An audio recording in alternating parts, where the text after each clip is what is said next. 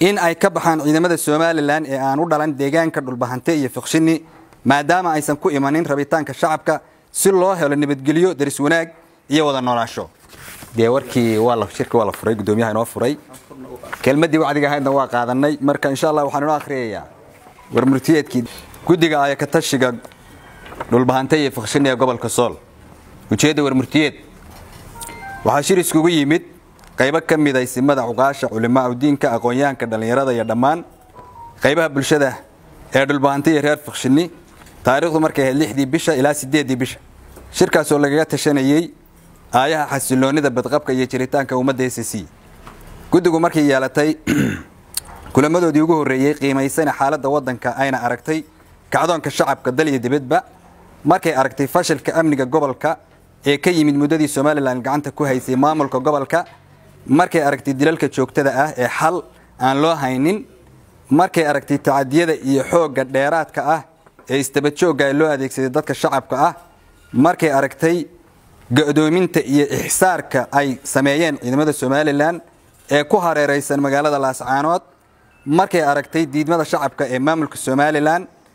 markay aragtay quwadaha iyo ciidamada u dhashay gobolka ee ku soo wajahan magaalada Laascaanood markay aragtay qaxa iyo barakaca sida xawliga uga socda magaalada waxay go'aamiyeen lambar 1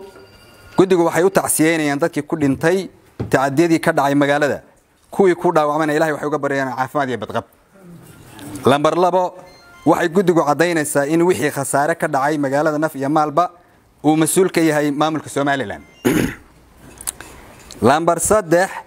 in ay ka baxaan ciidamada Soomaaliland ee aan u dhalan deegaanka dhulbahante iyo fiqshini maadaama aysan ku imanin rabitaanka shacabka si loo helo nabadgelyo daris wanaag iyo wada noolaansho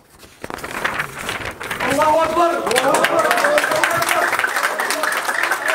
lambar 4 waxay raali ahaada lambar 4 in dhulbahante iyo fiqshini loo madax banaaneeyo taladooda lagana joojiyo faragelinta lagu hayo lambar 5 in amniga iyo lambar 4 weeye in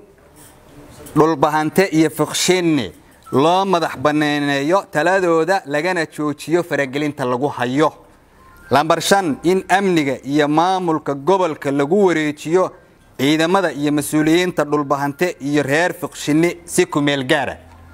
lambar 6 inay shir isugu yimaadaan isimada uqaasha culimada siyaasiyiinta aqoonyahanka ganacsatada qurba joogta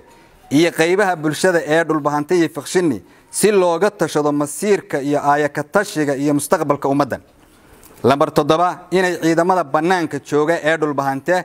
ku sugnaadaan goobahooda kana warsugaan talada dhulbahante iyo reer fiqshini wax galalaasana aysan geysanin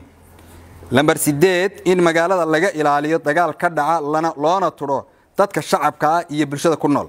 lambar 9 in dadka shacabka ay isdejiyaan qaxana joojiyaan kana warsugaan shirweynaha dhulbahante iyo fiqshini